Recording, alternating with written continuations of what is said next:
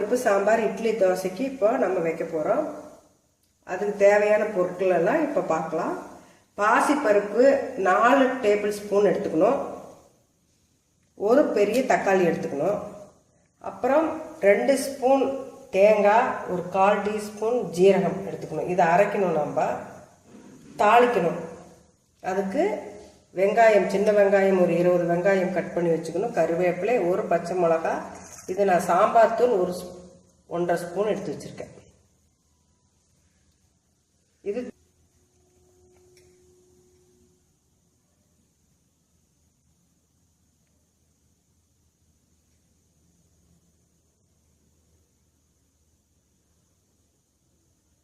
இந்த பருப்பையும் தக்காளியும் போட்டு நல்லா இந்த மாதிரி வேக வச்சு எடுத்து வச்சுக்கணும். இந்த பருப்பை வேக வைக்கும் பொழுது தண்ணி ஊற்றி இது தக்காளியும் போட்டு ஒரு 2-3 பல்லு பூண்டும் போட்டு வேக வச்சுட்டா நல்லாயிருக்கும். அந்த மாதிரி நான் வேக வச்ச பருப்பை இங்கே வச்சுருக்கிறேன். இப்போ இதை தாளிக்க போகிறேன். இந்த எடுத்து வச்சுருந்த தேங்காயும் ஜீரகத்தையும் கொஞ்சம் தண்ணி விட்டு அரைச்சிக்கணும், நல்லா பேஸ்ட் மாதிரி.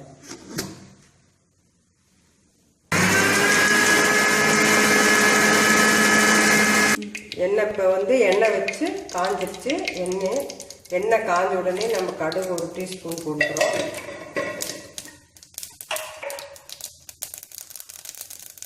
போட்டுட்டு கடுகு பொரிஞ்சிருச்சு. வெங்காயம், கருவேப்பிலை மேலே அந்த பச்சை மிளகா போட்டு நல்லா வதக்கிக்கிறோம். வெங்காயம் நல்லா செவக்க லைட் ப்ரௌன் கலராக வர வரைக்கும் நம்ம வதக்கணும்.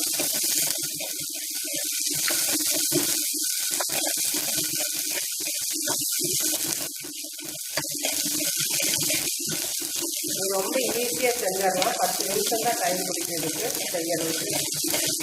பாசிப்பருப்பு நம்மளுக்கு ரொம்ப உடம்புக்கு ரொம்ப நல்லது. சீக்கிரமாக செஞ்சிடலாம் சாம்பார். இப்போ இந்த மாதிரி ஸ்டேஜில் நம்ம எடுத்து வச்சிருக்கிற சாம்பார் தூளை போட்டுட்டு நம்ம வேக வச்சு வச்சோம் இல்லையா ஒரு தக்காளி, அதையும் எடுத்து இதில் போடணும். போட்டு வளர்க்கணும்.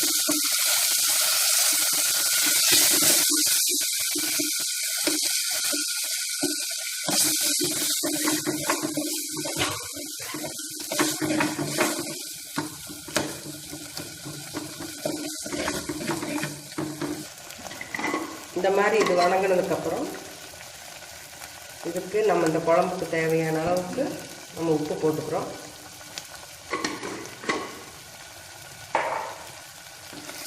போட்டுட்டு பூண்டு 3 பல் போட்டு வேக வச்ச இந்த பாசிப்பருப்பையும் இப்போ எடுத்து இந்த இதில் ஊற்றுறோம்.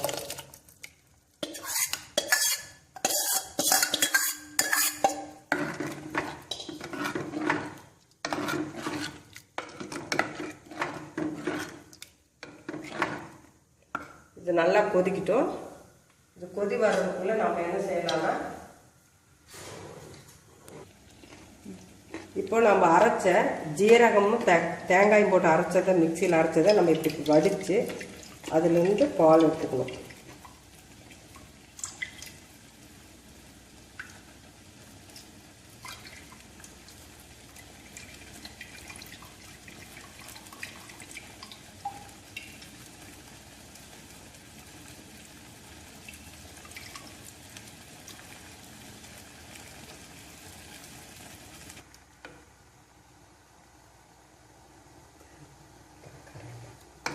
இந்த மாதிரி கொதிச்சு வரும் பொழுது,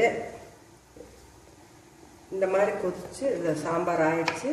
இதை கொதிச்சு வர்றப்போ இந்த நம்ம ஜீரகமும் தேங்காய் போட்டு அரைச்சி வச்சுருக்கிற இந்த தேங்காய் பாலையும் உள்ளே ஊற்றி ஒரு கொதி வந்தோடனே இறக்கிடணும்.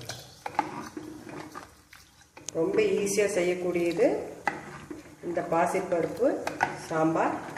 தோசைக்கு, இட்லிக்கு ரொம்ப ரொம்ப நல்லாயிருக்கும். இதுக்கு தேவையான பொருட்கள் எல்லாம் நம்ம டிஸ்கிரிப்ஷன் பாக்ஸில் பார்க்கலாம். நன்றி. பால் ஊற்றி ஒரு 5 நிமிஷம் இந்த சாம்பாரை கொதிக்க விடணும். கொதிக்க விடும்போது இந்த அளவுக்கு திக்னஸ் வரும். ஓரளவுக்கு உங்களுக்கு இன்னும் கொஞ்சம் திக்னஸ் வேணும்னா நீங்கள் இன்னும் கொஞ்சம் நேரம் கொதிக்க விடலாம். இல்லை எங்களுக்கு கொஞ்சம் தண்ணியாட்ட ஒரு மாதிரி இருக்கணும் அப்படின்னீங்கன்னா இந்த அளவுக்கு இந்த திக்னஸ் போதும்.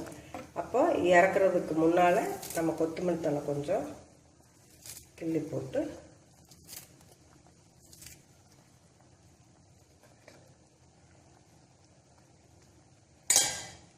பாசிப்பருப்பு சாம்பார் ரெடி ஆயிடுச்சு. இந்த மாதிரி பதம் வரும் பார்த்து.